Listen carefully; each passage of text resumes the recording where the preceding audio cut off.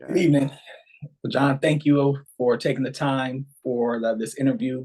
On this evening, one of the things, this is June, is Men's Health Awareness Month. During this time, Yeah. it's been a focus on men's health, but also a focus on men's mental health awareness. And we know there's been, seems like over the last several years, there's been a big push as far as people becoming more knowledgeable. And we see the word out as far as men's mental health, and especially Black men's mental health. So, one of the things we want to do with this interview is give you the opportunity to share your experience, how you navigated your mental health concerns on your way, your pathway on to healing and triumph. So, with that being said, thank you again. I'm going to jump right on into it. And so, Let's my do it. first question to you is off out the gate is, can you tell us a little bit about your mental health journey? Sure. So my name is J. Albert Nichols, John Nichols the second. It's a little bit of both. That's part of my mental health journey, right? I was pissed off at my dad. I was like, "You name me after you. I don't want to be named after you."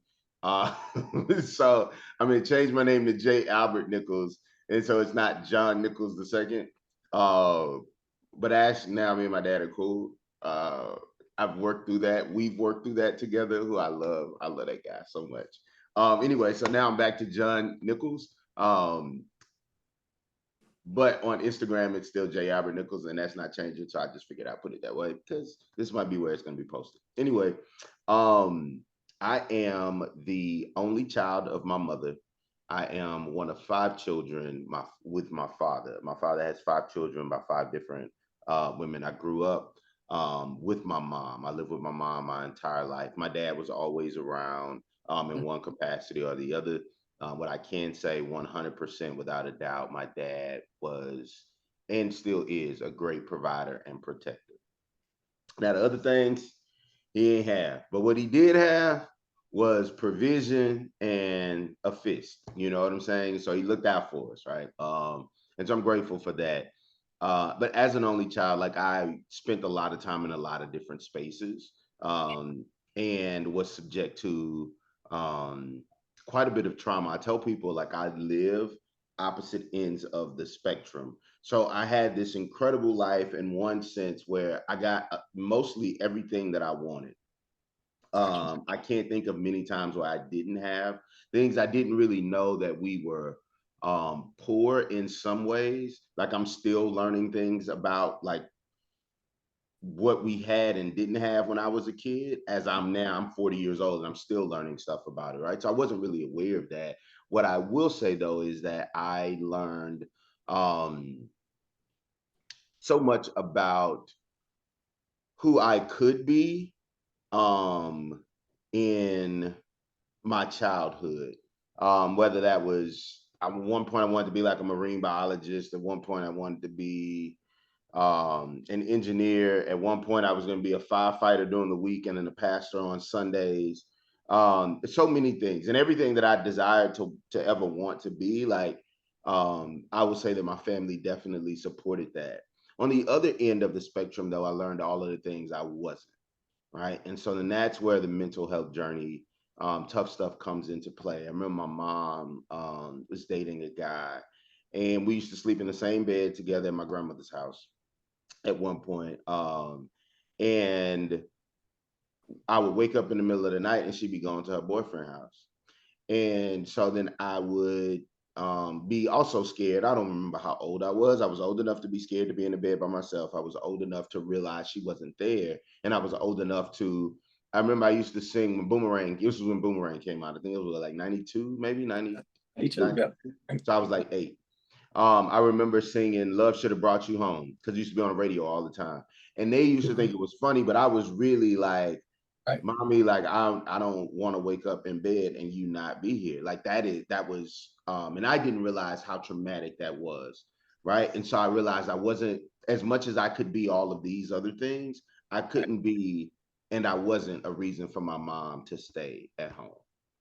Right. I was sexually abused by so many people in my family, to the point that I thought it was normal. Like I never told anybody because I really never thought anything was wrong with it. I literally thought everybody did it in their family because everybody was doing it to me. And this wasn't just like immediate family. This was my dad's girlfriend's brother, like cousins in the country, like just like people that didn't even know each other. I felt like for all of these people to know to do this thing to me, like it had to be something that was normal in families. I suffered emotional abuse. I remember my dad, my mom would get into it because they were divorced. And I was with my mom, my dad would come pick me up on weekends. I don't think they ever went to like court for like custody stuff, or I know he didn't pay child support, but we didn't need him to. Like what I needed, my dad provided. I will say that. I don't remember many times where there was some things that I needed that I couldn't get. I know that I would love to go to my dad's house on the weekends, and my dad would get into it with my mom sometimes, and then he would just leave me there. And so I would be packed all my suit. I packed my suitcase, be excited about the weekend, and then they would get into an argument, um and he would leave me, and then I have this abandon that reinforced what was already happening because my mom's getting out of bed going to go see her boyfriend, right? And so like I experienced like the highs and lows. Like one of my cousins locked me in the closet. My older brother and sister um, did some horrendous things to me when I was younger. Some of my cousins did. I remember one time they held me down in the yard, took a water hose and like put it on my face, like, and I couldn't breathe. Like, and for them, it's their kids, right? For me, like, it's just me. Like, I don't have brothers and sisters. We pull up together, we run in the room together, any of those things. Like, all my brothers and sisters were all over the city because it was five of us by five different women, right? And so, like, it was just me. And so the psychological, uh, I don't even know what word to use. So many words. I think the psychological resilience, the psychological torture, I don't. I just at the sum of it, I realized that I have experienced a ton of traumatic events. Those things have changed the way I think, the way I show up in rooms, the way I show up for myself, the way I advocate for others, those types of things. And someone asked about my mental health journey, it really stems from from there forward, right? Like the first time I ever experienced molestation, somebody breaking into my body, it was my older brother on a pull-out sofa in the living room, right? Like, um, and I remember that story, and it was really, really, it was really hard. And I remember the feeling of being alone and feeling abandoned, and like that to, I remember sometimes not knowing where I was gonna sleep. Um, I remember there was a point and I was like sixth grade. My dad, who has everything, gives everything, does it like from a provision standpoint. Like I couldn't get no new clothes. Like, so I really had nothing to wear to school. Like, literally had like a couple pair of jeans, maybe a couple like a pair of sweats. Like, you shouldn't even really wear it. Like for gym. I remember this Dallas Cowboys like 3X T-shirt that I would wear. This like that's not my style. It's never been my style of dress, but like I didn't, and that was just insane to me. I Extreme. It's was like too extreme. yeah, and so I say all of that to say, um, I mean, I could, as I told you before, when we were discussing this, I could tell you a ton of horror stories, but my goal is not to parade around trauma, but only to use it to kind of tell you where frame point I'm speaking from, right? And so when I think about these extremes I've experienced and lived through, and to be the only person experiencing it in my way, and not to have somebody regular, like not, I didn't have a peer that I experienced life with consistently and regularly as someone would if they had brothers and sisters. You can hate your brothers and sisters, but y'all live in the same household, and so you are at worst case. And I don't know, and anybody who has brothers and sisters that have grown up together, they can speak to that, right? But I think about like just having the impact of having somebody that is within 3, 4 years your age living in the same house with you, right? Like I didn't have that. I moved first grade, I think second grade, I was at two different schools, lived in three different places. Third grade, fourth grade, I think half of fifth grade, I lived in another place and then came back. Sixth grade, I lived somewhere else. Um, Seventh grade, eighth grade, I lived somewhere else. Ninth grade, 10th grade, ninth grade, I lived somewhere. 10th grade, I lived somewhere. 11th grade and 12th grade, I lived somewhere else, right? And so, like, not, and then also not having childhood friends. So I don't have any childhood friends. Am I still friends with some of the people that I went to high school with, or maybe know some of the people that I went to elementary school or middle school with? Yes. But are we friends? Do I have their phone numbers? No. Do we hang out? No. You know what I'm saying? Like, they support my business. Shameless plug. Right? Like, but and I might support theirs or we'll follow each other on social media, but like, are we like, do we hang?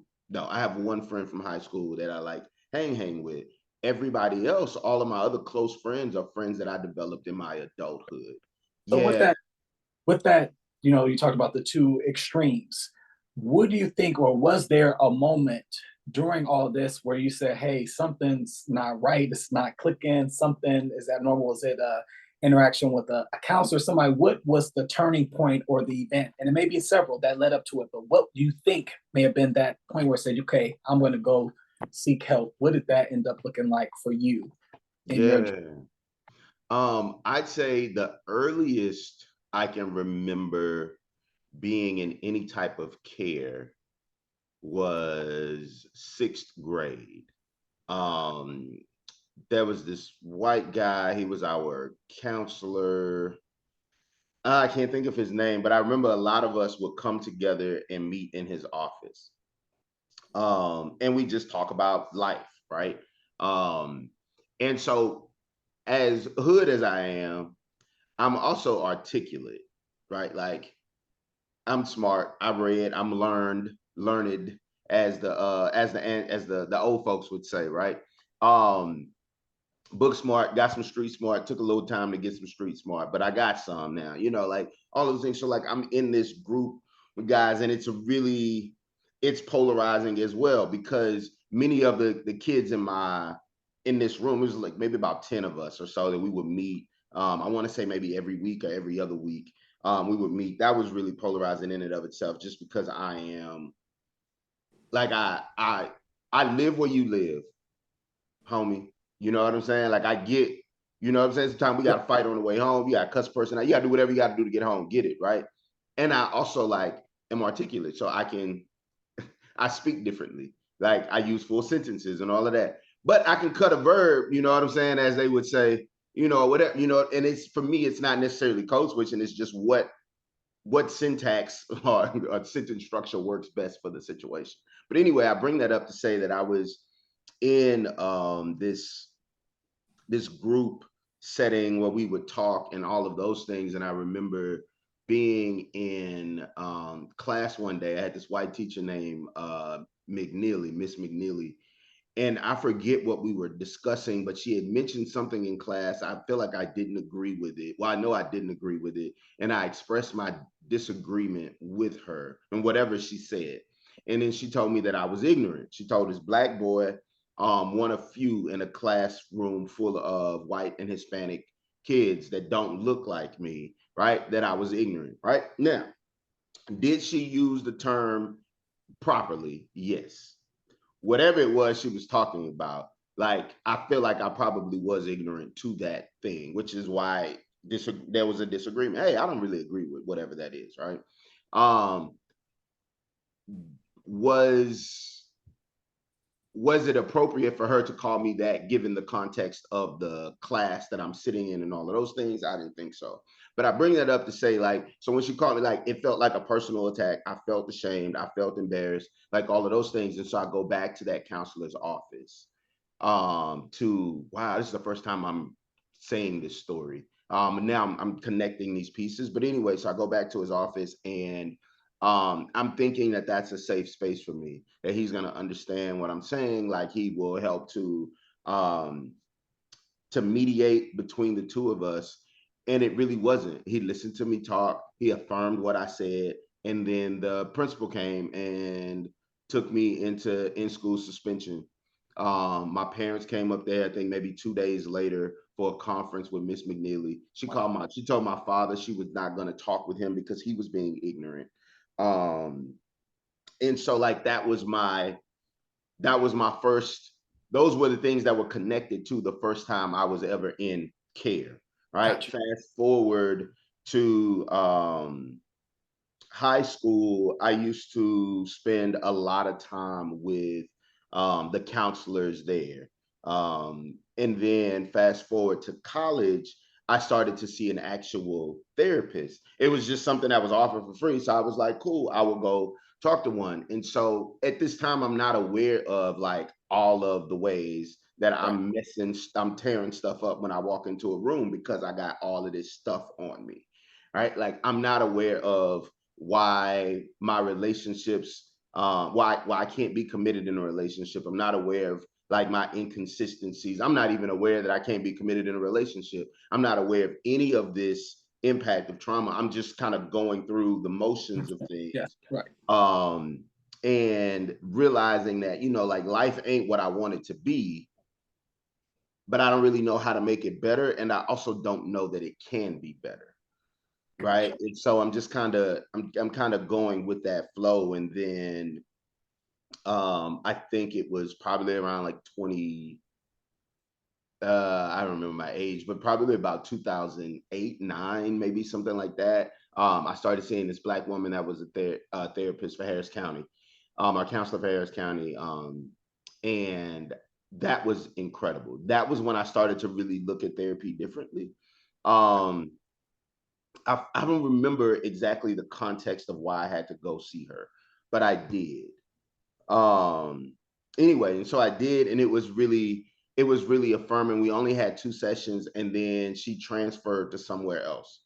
And so, for whatever reason, I had her personal phone number, her personal cell number, and so I would call her and try to force her into having a session with me, and she'd Exactly. be like, I can't do that. Like, that's not how this works. And I was like, well, I don't feel comfortable talking to anybody else. And so eventually she like blocked my number, got a new number or something like that. Right. And so then that's my second like experience with care, is like these things not Right. working out, so to speak. And then fast forward there, the time I guess I would say was like pivotal for me, um, was a relationship I was in. It was this relationship with this guy, and he broke my heart. I mean, I kind of broke his too. We was monsters. Like not violent toward each other, Right. but I'm gonna definitely think that's big. emotional abuse, Yeah. mentally abuse, like abuse, like all of that type of stuff. Infidelity, like a lot of lying, a lot of not being vulnerable with each other. And I found out some stuff, and it was really, really tough. And I was talking with a friend of mine, Kevin Anderson, who's the executive director of the Truth Project here in Houston. This Black and Brown queer organization that uses art to um, help people heal. And when I was in that relationship with my ex partner, I was also navigating my queerness, because I had always been a Black queer boy, but I was raised as a Black straight boy, and I didn't know much about navigating my queerness, outside of it showed up a lot in some of the sexual abuse that I endured when I was a kid. Uh, and so while navigating this breakup that was disastrous. I mean, we flew out of the country. It was his first time going out of the country, my second time going out of the country. Found out some crazy stuff. It was insane, but you 15 million miles away. You can't just get up and leave. Right. Like, my Right. money wasn't long like that, like, so I'm stuck for Figure it out. 8 days with this person. Like, that's really traumatic. I want them to have an incredible trip because I love them. I'm still in love with them. I'm deeply hurt by their behaviors. Like, so I'm navigating all of these things. I remember calling my brother, and being like, well, play brother. and calling him and being like, yo, like I'm gonna push this over the balcony. He's like, bro, please don't, I can't get there.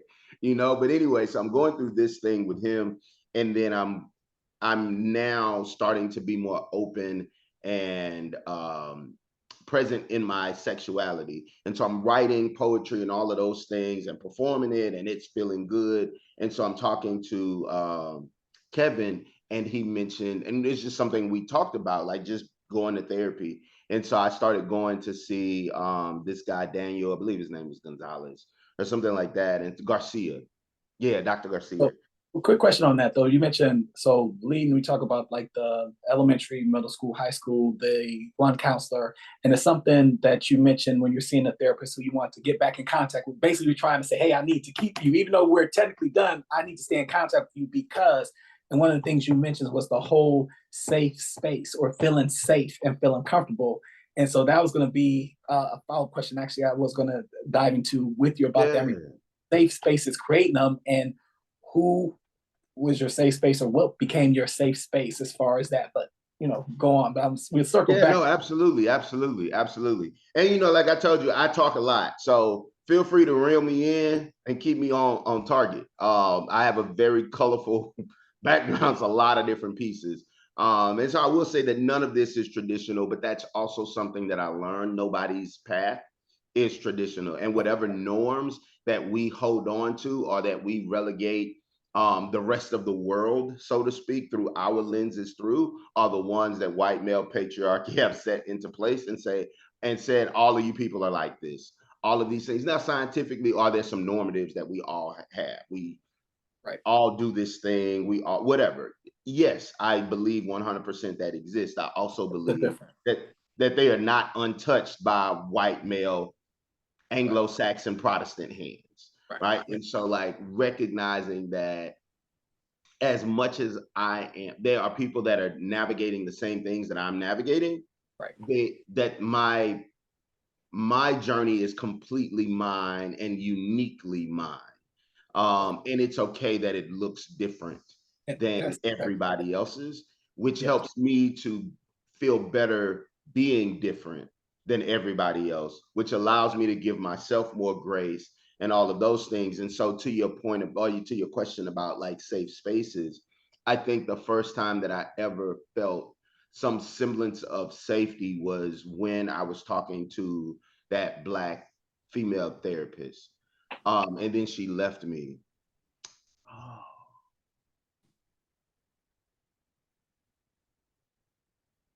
And then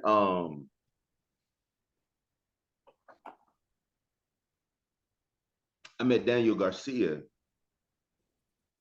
and I remember either it might have been our first session or second session that we had. And this is now I'm going through this breakup. It's tearing me apart. I was never raised to date men, so I don't know how to date men. Definitely don't know how to date Black men. Definitely don't know how to date Black DL discreet whatever men. While I'm trying to navigate how No. DL I am versus how like it's a lot to navigate, right? Like while still in college, like it's a lot of things that are happening at one time. And so now I'm starting to become aware of so much stuff. Is Uh, that I think so? When you say you're becoming aware, you mentioned opening up more and being a little bit more in tune. Was that all from basically the things that you experienced? You mentioned high school, I mean, a counselor while in school, and then the therapist. And so, as time goes on, was that an impact from what you had learned or worked through previously that was now manifesting itself up now, where it's like, okay, I remember some of these things, or did it kind of just naturally happen? I think it was more my relationships Okay, became deeper with people. And so I became more aware of who I was. got Like it. I don't those previous interactions with care or engagements with care, whatever, like I don't feel like I took much of anything from those spaces. Actually, when I think back on those spaces, it's from a traumatic lens. Um, and I haven't really thought that much about them.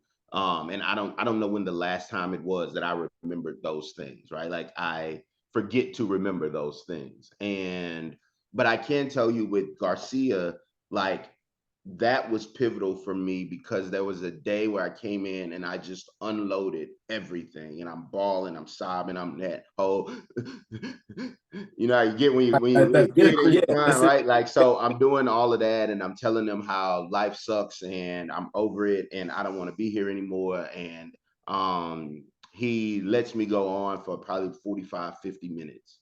And at the end of the session, after I'm now like in fetal position on the floor, I think maybe I'm on the sofa somewhere. I know I'm laying in fetal position, but he's like, John, you don't get to go through all that hell and not experience the heaven on the other side of Mm, it. And in that moment, he became the safest place in the world to me. When that relationship between me as his patient and him as my therapist didn't work out, um, I felt crushed. Because I grew up around my brothers and sisters, but I didn't grow up with my brothers and there's sisters. a I difference. didn't know I had a younger brother until I was 10. One of my older sisters I always thought was my cousin until I found out she was my sister when I was like 21, 20, something like that. Um, and me and my little brother, we lived in the same household when I was like in the 11th grade, I believe, part of my 10th grade year, but mostly my 11th and 12th grade year. But it was me moving into his house with his mom, his Gotcha. room, his Oh, that's, sisters, and yeah, my dad, and they were all there. So I'm still an outsider moving into a space. And so as an adult, like not knowing how to build those relationships that are really close, um, I felt like very alone. I think because I've experienced so much trauma as a kid, um, like I learned to be incredibly aware of myself at a very young age because I was always by my when I was always by myself in the sense that it was just me. Like that's what even I was, if I was yeah, somewhere else, it was just me, like entering into somebody else's space, or it was them coming into my space. But I didn't have a ace boon cool. I didn't have a brother or sister riding in tow with me, going somewhere or what have you. And then when it wasn't that, I was literally just alone by myself.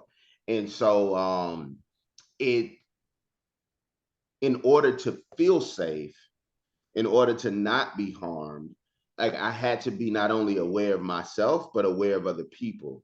And I learned to please other people and I learned to hide, right? Like on that fight, flight, freeze, please. I was definitely the all of the above.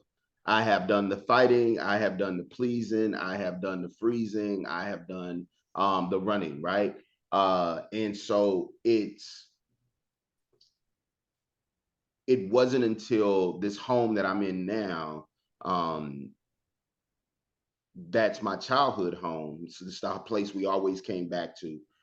We move and then we come back here. We move and then we come back here. We move, we come back here. Bless my mom's heart. She's like everything to me, everything. The more I learn about her and my dad, um, and and just I mean, my mom was 21 when she had me. I'm 40. If I had a kid today, I wouldn't know what to do with one. So I can't imagine knowing what to do with a whole human right. at 21. Right. But when I tell you she gave me everything she had, my dad did the same. And so like while I still acknowledge that there were things that I needed from them that they did not give me for whatever reasons they did not give them to me and I did not have them. And so as I grow, I'm having to acquire those things myself and still hold space to love them. Navigating things that I feel like I shouldn't have to navigate. Like if you would have had Right, it, if you would have got your ish together, then I wouldn't have this ish that I got to now get together for right, both of us. You right. know what I'm saying? Like, but we would always come back here. And when my So it's like, grandmother passed, yeah, it's a place to come back to. Always had that the returning place. And yeah, to that, to your point, one of the other things you mentioned in regards to this is your journey. Everybody, we all have different journeys. We all go through something. We all handle things differently. Well, I wanted to ask you, when people hear this, they'll and see this, they'll get a chance to hear and see, like you talk about the different extremes. We keep going back to the extreme because it literally was two extremes and all the different things the trauma, the abuse, mental, sexual, and the different things that you experience, what do you think you believe to be one of the um, biggest, if you had to give one, the biggest misconception that people, say Black people, our families, our mothers, our fathers, our brothers, sisters, uncles, and aunties, all of them, cousins, and everybody, Mhm. what do you think is the biggest misconception that people tend to have as it relates to Black men and our mental health? Um, I think that our polarization is abnormal. Um, like I don't think it has anything to do with getting in care. I don't think it has anything to do with people thinking Black men as angry or Black men are have hyper masculinity and all of those other things, which are true. Like all of those things exist. I think the biggest thing is that most Black men in this country that I've met, that I have seen, Black people in general live very polarizing lives. We live the best of our life and the worst of our life in the same breath, literally in the same breath. uh we live in a country where, like, hey, there's all this opportunity but it's no opportunity for you. Like, and but we're gonna act like it is, and you're gonna smile, and we're gonna raise our kids and tell them they can be anything, even though we know that they can't in this country, right? And then we're gonna fight with ourselves because we know truly that we can't either.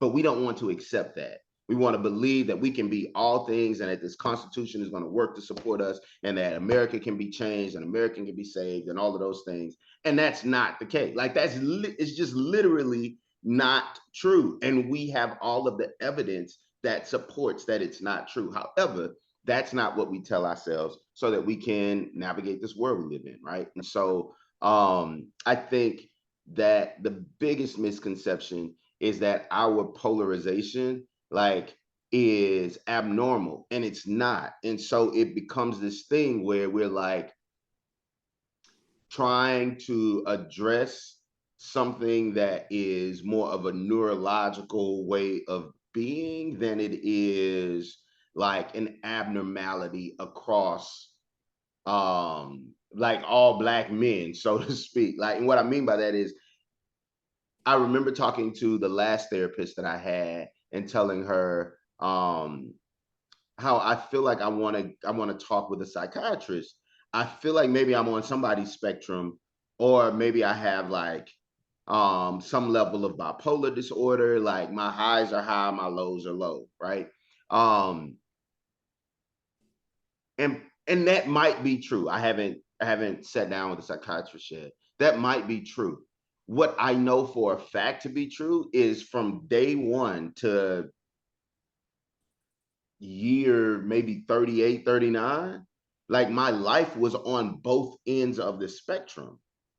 So 100% I learned to view things from 0 to 1 and 9 and 10, because that was literally my life. And it's not, I don't have a neurological abnormality. Like I'm not crazy. I don't like, I those were the fundamental components of how I grew up, how I was reared, like all of those things. Yeah, that's true. And so I think that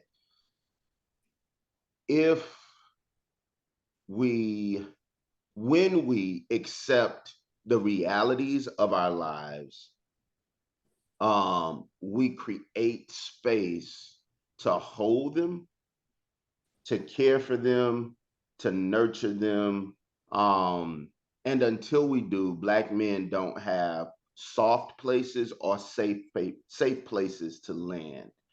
And so I think if, and this is not to justify like people like being super avoidant, right? Like I'm over it. I'm walking out, right? Or I'm finna beat you up, right? Or I'm gonna take off. You know what I'm saying? Like this is not um to say that we should support living in 0 and 1, 0 to 2, and 9 and 10 or so.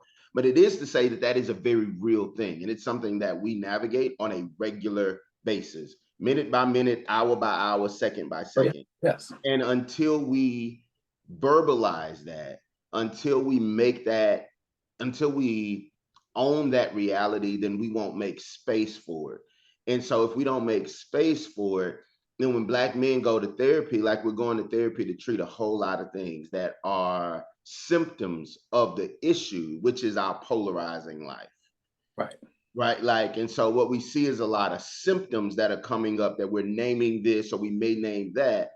But a lot of it is just that we don't have soft places to land. We don't have safe places to land, even in our own homes, even in our own bedrooms, with our partners, male, female, whatever it is, with our children, like in with our homies, at the barbershop, at the any, like Black men can't be just completely naked. Like we can't be Yeah. completely undone. There's still some semblance of something that has to be there. And then we also don't get to be fully like erect in posture in who we are. Like Black men, like we are taught to castrate ourselves. Like think we see it all the time. Black guy walks up to another black guy and say, "Man, you look good." Nah, man, you look good.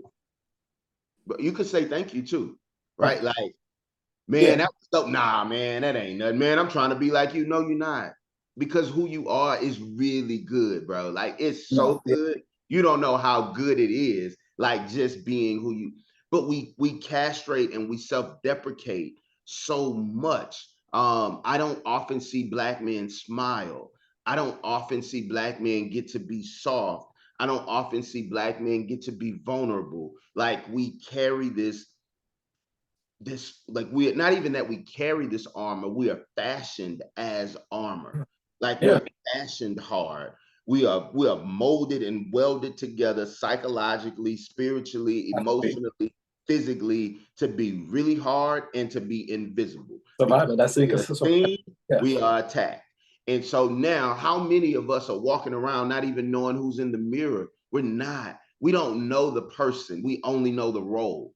We don't know So who we are. We just know the role of being a Black man. Whoever came up with that, because that's like Black Twitter. Who decided well, what a Black man was? yeah. So that to your point, when you mentioned the whole piece about when we mentioned about the safe space, we talked about that. Have to have the safe spaces because if you don't have a safe space, you're not going to share. You're going to definitely clam up. But in regards to that, what are some of the tools and resources that you found yourself using, or what helped you along in the journey? If everybody isn't going to be able to get to therapy. Some people are still going to refuse. You have some people that are Yeah. still in limbo, hemming and hawing. Should I not? But what are some of the things that worked for you in the past? And what are some of the things that still to your go-to to today to kind of help keep you, like you said, when you look at yourself, you feel you know who that is in the Yeah. mirror. What helped you as far as any resources or tools? Yeah. So I tell you transparently, I'm still on this journey. 2 years Yeah. ago, 2021, I think. Yeah, 2021, I was trying to break into buildings downtown to find one to jump off of. That was a real thing, and I couldn't. It wasn't that I couldn't jump. I couldn't find a building that I could get access to that was high enough that I knew if I jumped, like I'm not coming back. Um, and from there, I went into care um, with this young white woman. No, I mean, yeah, I'm not going. Young white woman. Very youthful. I'd say that, very youthful. She had to be maybe like 22, 23, something like that. I went and I requested a Black older woman to provide care for me. And they gave me, and I went on, and it was virtual because we were still dealing with this pandemic. And Right. it was this young white girl. And I was like, but you is not what I asked for. I did not order you. Amazon messed up, right? Like Back. Bezos, bring that ass here, boy. Yeah, they done messed up. Like that's not. And so her first response, she was like, "I'm so sorry that's your experience." She said, "And if you don't feel comfortable, we don't have to do this. We Okay. can end this. You can find somebody else, and all of that stuff." And I didn't like that. I was like, "No, you need to be like hella sad, like feel And uncomfortable the way keep I you. feel Yeah. uncomfortable. I was wrong, like all of this, and she wasn't giving me none of that. You know what I'm saying? She was like, "Hey, look, so this is what we got. These are the things that we can do." And so she was like, and so like we can go through this session, you can see how you feel about it or what have you, whatever. So we went through that session. To date, of all of the therapy that I've ever been in, the therapists I've ever seen, one of the most impactful was her because her perspective on life was so different than mine. Yes. She illuminated a lot of spaces where I was in the dark and didn't know it. She showed me a lot of my blind spots because I didn't look at things through that lens. I only knew this black male lens. In living, I only knew this black woman's lens through living because I grew up around a lot of women. Like my mom, my aunties, like all of them was together. You know what I'm saying? Like I said, I live with my mom. My mom was always around a bunch of women. And so um, I didn't have a sense of autonomy or life out, like just in myself. I often say, like now I tell my nieces and nephews, you know, and it's a mantra that I live by. Like, I'm just not going to choose between my blackness and my humanness. I'm going to choose my humanness every time. Like, I am a human and I am entitled to great life, whatever that looks like for me. Where that intersects my blackness is where it intersects my blackness, but I can't keep forcing my humanity to intersect with my blackness in order for me to have it. Otherwise, I would never be able to fully give myself grace. I would never be able to think expansively or experience joy expansively because so much of my black experience is it stifles those things, right? Not to say that we are not black and happy. We absolutely are. That is not to say that we aren't black and brilliant and we aren't black and human and all of those things.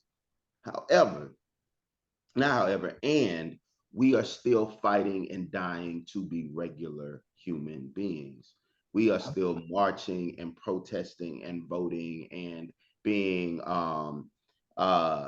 enslaved in mass incarceration and um, brutalized and killed and all of these things just to be regular, right? And so that to me is to say that we have not yet been afforded the opportunity outside of our own work um, to be human. And so I'm not going to choose between my humanness and my blackness. I'm going to show up as human.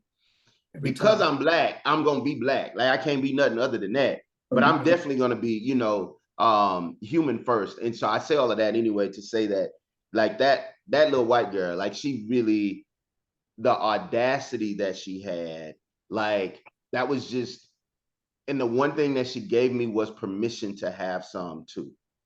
And that is the one thing that I think if we could do anything for black men and mental health and their mental well-being is to give them permission to be soft, give them permission to experience joy, us, give us permission to be soft, give us permission to feel joy, give us permission to experience laughter, and that would be those things void of service, of labor, of protection, of provision, which are these tenets that black men are relegated to in our lives. It's who you taking care of, who you work for, what kind of work you do, who you protect, who you provide for, or the ability you have to provide for something.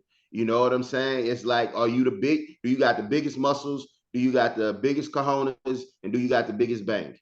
You know, like, and That's that's how we judge it. That's how we determine how we're loved. And that's how people determine how they love us, how they support us. Like just giving black men permission to be, like if we don't that get that, cover. like it's hard to even imagine going to therapy to talk to somebody, or any of those things. um because we're going to talk to our homies first, That's like what they because say. that's the safest. Right. So with Yeah, that's that, the safest space the we thing, know, and even there we still not completely who we are. right. We still have these walls up. And I think just, if nothing more, if not absolutely nothing more, give black men permission verbally. Tell black men when you see, brother, I give you permission to smile. If nobody else tell you you can smile today, you can smile. I'm That's what giving you permission you to put it literally down. tied into what my last question was going to be for you. Literally was, what is the one thing you want other black men to know related to their mental health? What is one thing? One thing that Yeah. you us to know, your fellow Black men, as we close this, one thing that you want us to know as it relates to our mental health? Yeah. You just kind of flow right on into it. Yeah, yeah, Uh, absolutely. I think that like I said, permission. But one thing I want black men to know, one thing I want black men to get is permission. And if you don't have somebody to give you permission, go seek and find somebody. Anybody that's watching this or may watch this, the next black man you see, give them permission to do something that's different than what their norm is. Because if you don't tell us that we can do it, we don't know. Black men are very much arrested by rules and regulations of the world. Like, we follow things to the T. This is who we supposed to be, then we're gonna fall in line with being that thing on whatever extremes look like. That is, like, we are reared that way. okay. Um, but I think the advice, not the advice, the one thing that I would give black men and want black men to know is that we all deserve a soft place to land and a safe place to be. Like, that is your birthright. You are entitled to a soft place to land. And it Okay. is okay to have one. And if you need one, the best place to find one of the best places to find one is in therapy. You ain't got to work on stuff. You don't have to go there because you want to fix something because there's an issue, just so that you have a soft place to land. Because we don't always, if we have to be the leader and the head of the household or whatever those things are in our own homes, then it's hard to show fragility. It's hard to be fragile. It's hard to show a crack, because then that could make the entire household unstable, All right. No, right? I got And so, like, without that, what do we do? Then we break, and we break in silence. right. And you deserve a soft place for your broken pieces. So Cool. carry out behinds to somebody care, and then make them people listen to you. Then you can just get to talk, and they gotta listen because that's their job. Right. Well, that is what one of the reasons why I want to have you to give your perspective, because you have, like you said, everybody has a different journey, and yours has been different. Like you said, the two extremes. So out the gate, of course, you share what went on with you, and as far as your journey, because it is a journey. It's not a destination. It's a constant journey when it comes to our mental health. We're constantly working at it, constantly adjusting, constantly taking inventory to make sure we're constantly doing those things to make us feel better, constantly trying to find those safe spaces for us to talk. Yeah, So I just want to thank you for taking the time to speak to us, to share your perspective, to share your journey. It is so um, insightful. I know it'll be impactful when others hear it, when they get a chance to see it. It will change and give brothers the opportunity, and our sisters, our mothers, aunties, everybody else, to see, yeah, some of the things in our experiences and what we feel and what we go through. So I yeah, do thank you absolutely, again for that, man. I wish you the best, and we'll be in touch. Finally, to absolutely, check in on you. absolutely. So Thank you thank you, brother. for having me, and for allowing me to share my story on this platform. I think there's so many other people out there who, again, they need permission and soft places to land. Right? Like, in life, we fight for um, time and a safety net, like time to figure it out, and a soft place to fall. Like, if we try something and it doesn't work, and so, like, if we had more of that. And so I exist to provide that for other black men, All right. because we deserve it. So thank you All for right. having Thank me. you, brother. I This has been appreciate good. you. Thank you. All right.